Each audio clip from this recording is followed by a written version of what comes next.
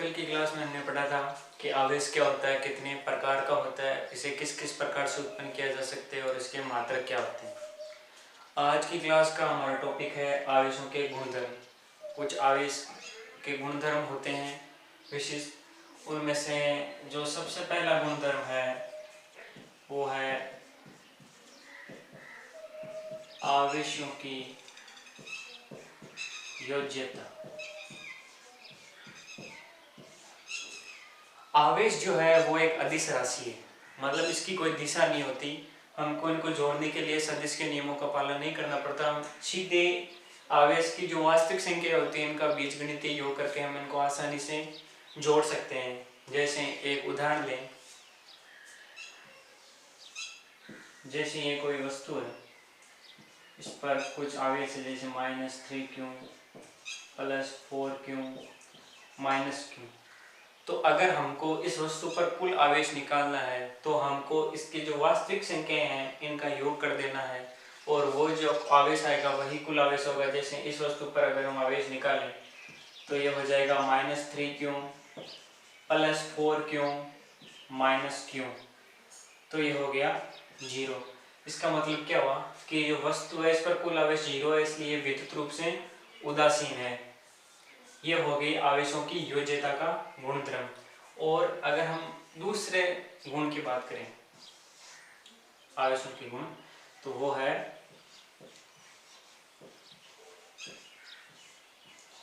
आवेश की निश्चलता। इसका क्या मतलब हुआ? आइंस्टीन ने एक थ्योरी दी थी कि जैसे जैसे वेग बढ़ाते जाते हैं वैसे वैसे द्रव्यमान कम होता जाता है। ये जो गुण है वो द्रव्यमान और आवेश के बीच में बहुत बड़ा अंतर है कि अगर हम प्रकाश की चाल के लगभग चलें तो द्रव्यमान घटकर बहुत कम हो जाता है, उस कोटि के आसपास द्रव्यमान घटना शुरू हो जाता है। लेकिन आवेश के साथ ऐसा नहीं है। अगर किसी भी आवेशित वस्तु उसका चाहे कितना भी वेग हो, उसका द्रव्यमान कम हो सकता है लेकिन उसका आवेश उतना का उतना ही रहेगा। मतलब Q स्थिर बराबर Q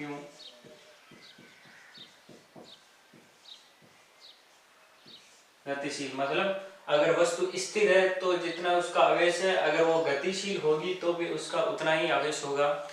ये इसको आवेश की निश्चलता का नियम कहा जाता है। मतलब आवेश है वो निर्देश तंत्र के चुनाव से स्वतंत्र होता है। चाहे कितना भी वेग हो उस द्रव वस्तु का, उसका आवेश है वो स्थिर रहेगा। एक और राशि आती है जिसको हम कहते हैं विशिष्ट आवेश।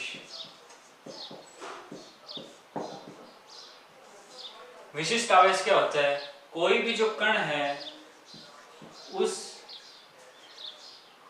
कण पर आवेश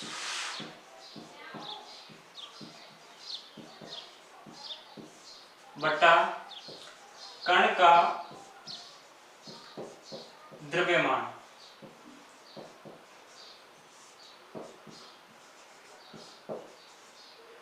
कोई भी कण पर आवेश और उस कण का द्रव्यमान के अनुपात को हम कहते हैं विशिष्ट आवेश। इसको हम Q/m से भी लिखते हैं।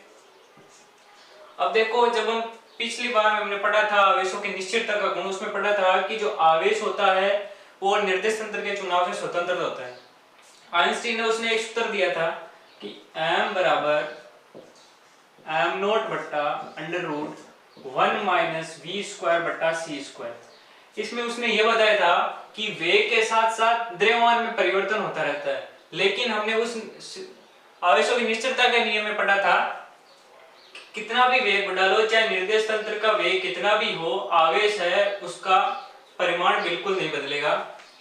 तो अगर हम Q/m की बात करें तो इसमें Q तो वेग के साथ नहीं बदलेगा लेकिन द्रव्यमान वेग के साथ बदल सकता है। इसलिए किसी भी कण का विशिष्ट आवेश वेग के साथ बदल सकता है लेकिन उसका आवेश नहीं बदलेगा।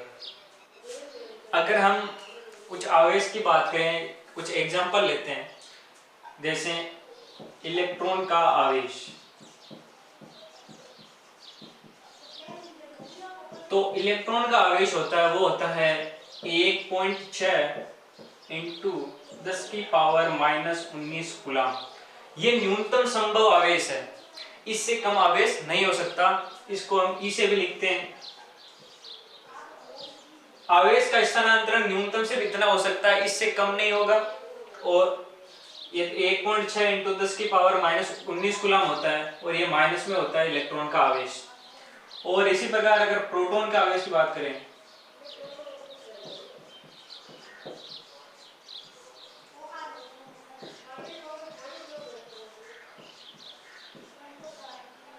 तो प्रोटॉन का आवेश भी इतना ही होता है, लेकिन ये प्लस में होता है, प्लस ई 1.6 गुना 10 की पावर -19 कूलम।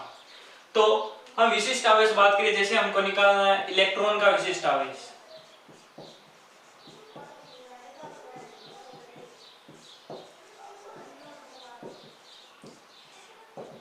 तो इलेक्ट्रॉन के विशिष्ट आवेश के लिए हमको क्या करना है, इलेक्ट्रॉन का आवेश बट्टा इलेक्ट्रॉन का द्रव्यमान, यही विशिष्ट आवेश होता है। तो इलेक्ट्रॉन का आवेश हो गया 1.6, लेकिन हमको इसमें परिमाण लेना है, मतलब माइनस किए तो भी प्लस का लिखना है। 1.6 गुणा 10 की पावर -19 कूलम बट्टा इलेक्ट्रॉन का द्रव्यमान। इलेक्ट्रॉन का द्रव्यमान होता है 9.1 गुणा 10 की पावर -31। तो ये हो जाएगा लगभग 1.76 गुणा 10 की घात -11। अब इसकी इकाई की बात करें तो आवेश होता है उसका मात्रक होता है कूलम, और जो द्रव्यमान है उसका ऐसा मात्रक होता है किलोग्राम। तो इसका विशिष्ट आवेश का मात्रक हो जाएगा कूलम बट्टा किलोग्राम। तो हमने इलेक्ट्रॉन का विशिष्ट आवेश निकाल दिया इतना। अब सेम इसी तरीके से हम निकाल सकते हैं प्रोटॉन का विशिष्ट आवेश। तो प्रोटॉन के विशिष्ट आवेश में क्या हो जाएगा, प्रोटॉन का आवेश भी इतने होगा 1.6 गुणा 10 की पावर -19 कूलम। लेकिन प्रोटॉन का द्रव्यमान अब ये इलेक्ट्रॉन से थोड़ा सा ज्यादा होता है, ये होता है 1.67 गुणा 10 की घात -27 किलोग्राम। तो इसकी गणना करके हम निकाल सकते हैं कि प्रोटॉन पर कितना विशिष्ट आवेश होता है। आवेशों का तीसरा मूलभूत गुणधर्म है वो है आवेश संरक्षण का नियम। इसका क्या मतलब है, संरक्षण का क्या मतलब होता है कि जो भी चीज जितनी है उतनी की उतनी ही रहेगी। तो आवेश संरक्षण के नियम का मतलब है कि जो आवेश है उसको कोई भी चाहे भौतिक हो चाहे रासायनिक अभिक्रिया हो, आवेश है वो उतना का उतना ही रहेगा।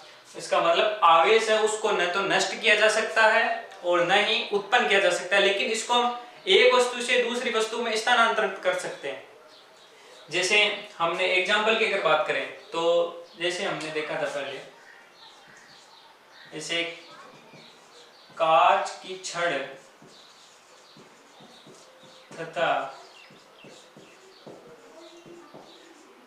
रेशम का कपड़ा। तो उस एग्जाम्पल में हमने क्या देखा था, जैसे ये कांच की छड़ है और ये जैसे रेशम का कपड़ा है। तो हमने जैसे इसको रगड़ा तो हमने क्या देखा कि जो इलेक्ट्रॉन है वो इससे निकलकर इसमें चले गए थे। तो कांच की छड़ धनावेशित हो गई थी और ये जो छड़ है वो हो गई थी, ये रेशम का कपड़ा जो है वो हो गया था ऋणावेशित। अब ये नियम कहता है एक विलगित निकाय के लिए लागू होता है। जैसे हम ये जो पूरे इस पर हम काम करें तो ये एक पूरा निकाय हो गया। तो इसके अंदर हम देखें तो देखो जितना धनावेश उत्पन्न हुआ है उतना उस दूसरी चीज में ऋणावेश उत्पन्न हुआ है। आवेश एक चीज में उत्पन्न हुआ है लेकिन दूसरी चीज में उतना ही ऋणावेश उत्पन्न हुआ है, तो ये दोनों कुल मिला के वापस उदासीन हो गए। तो आवेश क्या हुआ, संरक्षित रहा। एक विलगित निकाय का आवेश हमेशा संरक्षित रहता है, इसे न तो उत्पन्न किया जा सकता है न ही नष्ट किया जा सकता है, लेकिन एक वस्तु से दूसरी वस्तु में स्थानांतरित किया जा सकता है। इसको कहते हैं आवेश संरक्षण का नियम। अगर इसके कुछ और एग्जाम्पल की बात करें, दूसरा एग्जाम्पल तो वो होता है जैसे एक होता है अपना इलेक्ट्रॉन और इसका प्रतिकण, मतलब समान द्रव्यमान लेकिन आवेश इलेक्ट्रॉन का जैसे माइनस है उसी तरह उसका प्लस होगा E+। इसको कहते हैं हम पॉजिट्रॉन। ये दोनों जब मिलते हैं तो बनता है गामा कण, साथ में कुछ ऊर्जा निकलती है 1.2 मेगा इलेक्ट्रॉन वोल्ट। तो इसमें क्या हुआ, अगर हम इस साइड में देखें तो इस साइड में टोटल आवेश कितना है, -1 इलेक्ट्रॉन पे और +1 पॉजिट्रॉन पे। तो -1 और +1, टोटल कितना हो गया 0। और इस तरफ अगर बात करें तो गामा कण विद्युतीय रूप से उदासीन होते हैं, मतलब इसमें बिल्कुल भी आवेश नहीं होता है। तो हम दोनों साइड की बात करें तो आवेश है वो 0 0 बराबर है। तो ये जो अभिक्रिया है इसमें आवेश संरक्षण के नियम का पालन होता है। एक और बात करें अगर हम तीसरा एग्जाम्पल, तो वो होती है रेडियो एक्टिव अभिक्रिया।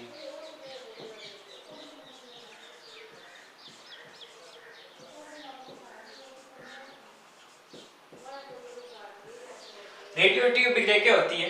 रेडियोएक्टिव पदार्थ वो होता है जिसमें अपने आप उनसे विकिरण निकलती रहती है, मतलब एक बड़ा नाभिक है वो स्थिर नहीं होता तो वो दो भागों में टूट जाता है, उसको कहते हैं रेडियोएक्टिव पदार्थ। जैसे एक एग्जांपल की बात करें तो जैसे यूरेनियम, इसका परमाणु क्रमांक होता है 92 और परमाणु द्रव्यमान 238। ये एक रेडियोएक्टिव पदार्थ है, तो ये दो भागों में टूट जाता है, थोरियम 234, थोरियम और हीलियम है। हीलियम को अल्फा कण भी कहते हैं। तो ये दो भागों में टूट गया। तो इस तरफ अगर हम बात करें आवेश संरक्षण के नियम की, तो एलएचएस में देखते हैं तो यहाँ पे आवेश कितना है 92, और ये तो है ना, इसको अगर हम बात करें 92 तो ये इसका मतलब ये है कि ये 92 है, ये इलेक्ट्रॉन के आवेश का 92 गुना है। तो इलेक्ट्रॉन का आवेश होता है E, तो ये हो गया 92 E, ये हो गया एलएचएस में। आरएचएस की बात करें तो थोरियम पे कितना है 90E प्लस इधर हीलियम पे कितना है 2E बराबर 92E। तो एलएचएस और आरएचएस दोनों साइड के अंदर जो आवेश है वो टोटल 92 ही है, मतलब आवेश न तो एक्स्ट्रा उत्पन्न हुआ है न नष्ट हुआ है, दोनों साइड है वो आवेश का संरक्षण का नियम का पालन हुआ है। तो यही है आवेश संरक्षण का नियम। चौथा जो मूल गुणधर्म है वो है आवेश का क्वांटीकरण। अब यहाँ पे एक वर्ड है क्वांटीकरण। क्वांट का क्या मतलब होता है? जैसे मान लो ये कोई एक बाल्टी है और ये दूसरी बाल्टी है, इसके अंदर पानी भरा हुआ है, इसे अगर हम इसमें पानी डाल लें इस बाल्टी से इसमें, तो ये किसे जा रहा है लगातार जा रहा है, इसके बीच में कोई स्टॉपेज नहीं आ रहा है, रुक रुक कर नहीं जा रहा है, लगातार इसमें पानी जा रहा है, तो इसको कहते हैं हम सतत प्रवाह। और अगर मान लो इसकी जगह पानी के कुछ छोटे छोटे पैकेट बनाते हैं, जैसे कोई प्लास्टिक की जो थैली होती है उसके अंदर अगर हम पानी को डालते हैं जैसे,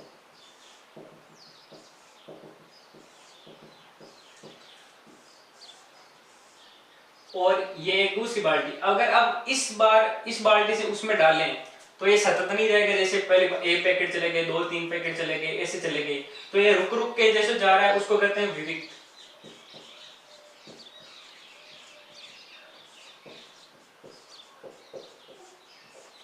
मतलब ये लगातार नहीं जा रहा है पानी, इसमें छोटे छोटे पैकेटों के रूप में जा रहा है। और जो सबसे छोटा जो पैकेट होता है, मतलब जैसे ये एक है, इसको कहते हैं हम क्वांट, और इसी को भी क्वांटीकरण कहते हैं। तो आवेश का क्वांटीकरण का क्या मतलब हुआ कि आवेश का जो प्रवाह है वो सतत न होकर विविक्त रूप से होता है। इसका क्या मतलब हुआ कि जैसे परमाणु है, इसमें ये नाभिक हो गए और ये इलेक्ट्रॉन हो गए, अगर हम इस इलेक्ट्रॉन निकाल रहे हैं तो न्यूनतम क्या हो सकता है, हम एक इलेक्ट्रॉन निकाल सकते हैं। ऐसा तो है नहीं कि 1.5 इलेक्ट्रॉन निकाल सकते हैं, ऐसा तो हो नहीं सकता, या तो एक निकालेंगे या 2 निकालेंगे या 3 निकालेंगे। और इलेक्ट्रॉन की निकालने या फिर इसको इंसर्ट करने से ही आवेश उत्पन्न होता है। तो न्यूनतम हम क्या निकाल सकते हैं, 1 इलेक्ट्रॉन निकाल सकते हैं। तो जो न्यूनतम चीज होती है उसको कहते हैं हम क्वांट। तो आवेश का क्वांटीकरण में यही है कि आवेश का जो प्रवाह है वो सतत न होकर विविक्त रूप से होता है, मतलब पैकेटों के रूप में होता है। जैसे एक इलेक्ट्रॉन को एक पैकेट मान लिया तो ये 1 इलेक्ट्रॉन निकल गया, तो इसको इलेक्ट्रॉन का आवेश को हम कहते हैं ई से लिखते हैं, जिसका मान होता है 1.6 × 10⁻⁻19 कूलम। अब जैसे कोई दूसरा परमाणु ले लेते हैं, जैसे हम ले लेते हैं सोडियम, तो सोडियम के अंदर प्रोटॉन कितने होंगे, इसका परमाणु क्रमांक 11 होता है तो 11 होंगे, और इलेक्ट्रॉन भी प्रोटॉन के बराबर होते हैं अगर ये उदासीन है। तो मान लें हम सोडियम उदासीन स्थिति में लिया है, 11 प्रोटॉन है इसमें, मतलब 11, और प्रोटॉन का आवेश कितना होता है E प्लस 11 E, और यहाँ पे इलेक्ट्रॉन होंगे 11। अगर हम इसमें से एक इलेक्ट्रॉन निकाल दिए तो इसका क्या मतलब हुआ, इसके ऊपर ऋणावेश तो कितना हो गया -10E, क्योंकि 10 इलेक्ट्रॉन बचे, एक तो हमने निकाल दिए, और धनावेश कितना था 11E, तो टोटल आवेश कितना हो गया E। इसी प्रकार हमने मान लो 2 इलेक्ट्रॉन निकाल दिए, एक और इलेक्ट्रॉन निकाल दिया, तो अब सोडियम में कितने इलेक्ट्रॉन बचे 9 इलेक्ट्रॉन, तो ऋणावेश कितना बचा -9E, और धनावेश तो प्रोटॉन को हम नहीं निकाल सकते, तो ये हो गया +11E और -9E, तो कुल आवेश कितना हो गया +2E। इसका मतलब क्या है कि एक निश्चित मान की वृद्धि हो रही है जैसे जैसे हम इलेक्ट्रॉन निकाले जाते हैं, जैसे E +2E, ऐसे ऐसे एक इलेक्ट्रॉन निकालेंगे तो इस पे और आवेश आ जाएगा +3E। तो हम आवेश को क्या लिखते हैं कि जो आवेश है Q वो E का कुछ गुणनफल होता है, जहां पे n बराबर 1 2 3 4 जितने इलेक्ट्रॉन निकालेंगे उस हिसाब से बढ़ता जाएगा। तो हमारे पास ये एक सूत्र निकल के आता है Q बराबर NE।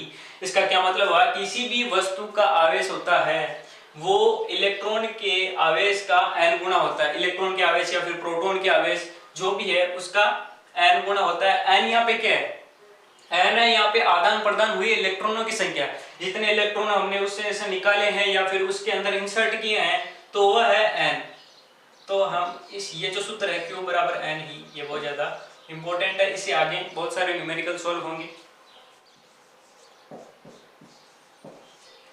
जो हमने सूत्र पढ़ा था Q बराबर ±NE, प्लस माइनस का मतलब अगर यहाँ पे ऋणावेश है तो -NE हो जाएगा और धनावेश है तो +NE हो जाएगा। तो आवेश का मान ऐसे नहीं हो सकता जैसे 1/2E है, 2/3E है, ऐसे नहीं हो सकता। वो E का पूर्ण गुणनफल के अंदर एक आएगी, वो एक पूर्ण संख्या होगी, जैसे E 2E 3E, 1/2E 2/3E ऐसा नहीं हो सकता, क्योंकि हमने पढ़ा था कि जो आवेश है वो क्वांटीकृत होता है, मतलब एक निश्चित संख्या का आदान प्रदान नहीं हो सकता E का, वो सतत नहीं होता। तो आवेश कभी भी ऐसा नहीं हो सकता 1/2E 2/3E, मतलब एक भिन्न के रूप में नहीं हो सकता, जैसे पॉइंट के रूप में भी नहीं हो सकता, जैसे 1.2E -3.2E ऐसे नहीं हो सकता। वो हमेशा एक पूर्णांक संख्या होगी, 2E 3E, एक वास्तविक संख्या। तो ये हो गया Q बराबर n। जैसे एक हम एग्जांपल लेते हैं, हीलियम 24 में कुल धनावेश की मात्रा ज्ञात करें।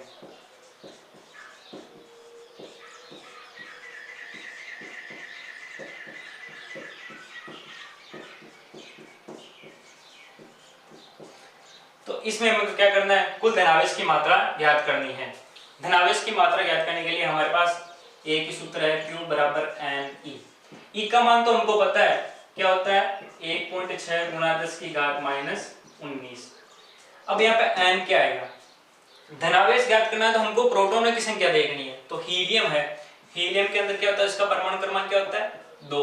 2 का मतलब इसमें प्रोटॉनों की संख्या कितनी है 2, तो +2E, इसमें प्रोटॉनों की संख्या होगी 2, तो उनका आवेश कितना हो गया 2E, और इसके जो कोष है उसके अंदर है 2 इलेक्ट्रॉन। लेकिन हमको सिर्फ धनावेश ज्ञात करना है तो हमको सिर्फ प्रोटॉनों की संख्या लेनी है। तो Q बराबर n का मान कितना है 2 और E का मान 1.6 × 10⁻⁻19 कूलम, तो ये हो गई 3.2 × 10⁻⁻19 कूलम। ये प्लस में हो गई क्योंकि हमको धनावेश निकालना है। अब अगर हमको ये पूछ लेता है कि हीलियम में कुल ऋणावेश की मात्रा ज्ञात करो, तो उसमें क्या हो जाता, ऐसे Q बराबर NE। अब इस बार ऋणावेश की मात्रा ज्ञात करनी है तो हमको इलेक्ट्रॉन का आवेश लेना है, तो वो होता है 1.6 × 10⁻⁻19, और इलेक्ट्रॉनों की संख्या कितनी है हीलियम में 2 इलेक्ट्रॉन है, गुणा 2 बराबर 3.2 × 10⁻⁻19 कूलम। तो देख लो धनावेश और ऋणावेश की मात्रा बराबर है। अगर हमको पूछ ले कि हीलियम में कुल आवेश की मात्रा ज्ञात करो, तो कुल आवेश कितना हो जाएगा, जितना धनावेश है उतना ही ऋणावेश है, क्योंकि जो परमाणु होता है वो विद्युत रूप से उदासीन होता है। अगर उससे कोई इलेक्ट्रॉनों की हानि नहीं हुई हो तो ये हो गया। कुल आवेश की ज्ञात करना है तो हमको कुल आवेश हो जाएगा 0, धनावेश हो जाएगा 3.2 × 10⁻−19 कूलम और ऋण आवेश भी उतनी मात्रा में हो जाएगा। तो अब तक हमने देख लिया कि आवेश के गुणधर्म, हमने 4 गुणधर्म पढ़ लिए आवेश के। जो सबसे पहला गुणधर्म था वो था आवेश की योज्यता का गुणधर्म। इसका मतलब है किसी वस्तु पर अगर कुल आवेश निकालना है तो हम उसको वास्तविक संख्याओं का आसानी से जोड़ सकते हैं, उनके चिन्ह के साथ जोड़ना है हमको। दूसरा जो नियम पढ़ा था, गुणधर्म पढ़ा था, वो था आवेशों की निश्चितता का नियम। उसका मतलब ये था कि चाहे वस्तु का वेग कितना भी हो, उसका आवेश है वो निश्चित रहेगा, न तो बढ़ेगा न घटेगा, मतलब Q स्थिर बराबर Q गतिशील अवस्था। जो तीसरा हमने पढ़ा था वो था आवेश संरक्षण का नियम। इसका मतलब किसी भी भौतिक और रासायनिक अभिक्रिया में आवेश संरक्षण हमेशा लागू होगा। ये जो आवेश संरक्षण का नियम है इसका कोई भी अपवाद नहीं है, हर जगह लागू हुआ आवेश संरक्षण का नियम। और चौथा हमने पढ़ा था आवेश का क्वांटीकरण, मतलब आवेश का आदान प्रदान एक निश्चित संख्या ही हो सकता है। जैसे सबसे न्यूनतम जो आदान प्रदान हो सकता है वो है एक इलेक्ट्रॉन। एक न्यूनतम सबसे छोटा से छोटा जो आवेश हम स्थानांतरित कर सकते हैं वो है एक इलेक्ट्रॉन, और एक इलेक्ट्रॉन का आवेश होता है वो ई से लिखते हैं, और बाकी जितना भी आवेश होगा वो होगा ई का गुणनफल, मतलब n गुणा n। यहाँ पे 1 2 3 4 कितने भी हो सकते हैं। तो ये थे हमने आवेश के 4 महत्वपूर्ण गुणधर्म। अब ये जो हमारा जो फॉर्मूला आया था Q बराबर ±NE, उसके बेसिस पे हम कुछ न्यूमेरिकल करेंगे। जैसे अपना पहला सवाल है, किसी धातु के गोले को 1 कूलम से धनावेशित करने के लिए, धनावेशित करना है तो इलेक्ट्रॉन निकालने पड़ेंगे, तो उसमें से कितने इलेक्ट्रॉन निष्कासित करने पड़ेंगे। तो इसके लिए हमको क्या करना है, Q बराबर NE। Q यहाँ क्या होता है, कुल आवेश। तो क्या करना है, 1 कूलम से धनावेशित, मतलब आवेश कितना है 1 कूलम। N कितने इलेक्ट्रॉन निष्कासित करने पड़ेंगे, यहाँ पे N क्या होती है, इलेक्ट्रॉनों की संख्या, हमको N ही निकालना है। और E क्या है, इलेक्ट्रॉन का आवेश, वो कितना होता है 1.6 गुणा 10⁻−19 कूलम। कूलम से कूलम बढ़ गया।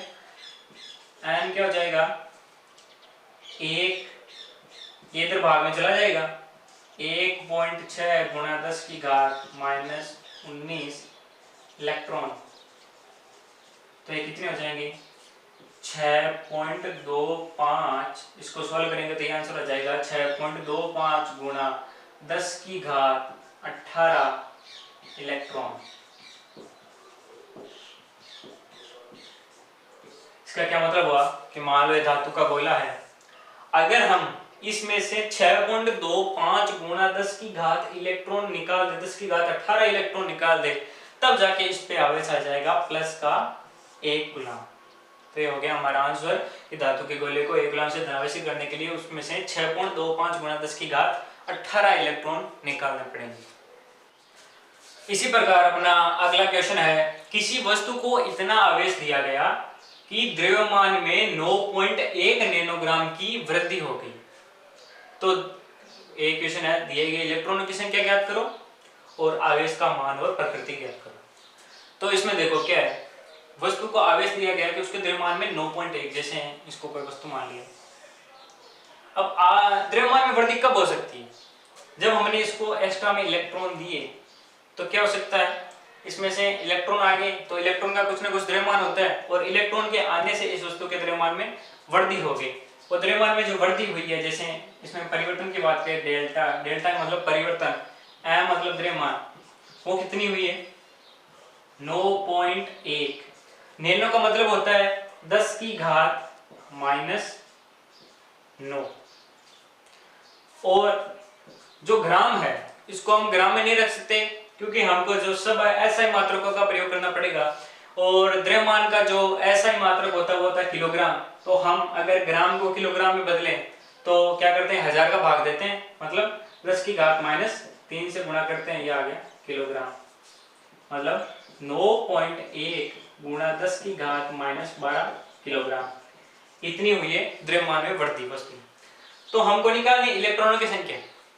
तो इलेक्ट्रॉनों की संख्या हम कैसे निकाल सकते हैं कि मान लो ये जो इतने द्रव्यमान में परिवर्तन हुआ है, ये किसके कारण हुआ है, इलेक्ट्रॉनों के इंसर्ट करने के कारण।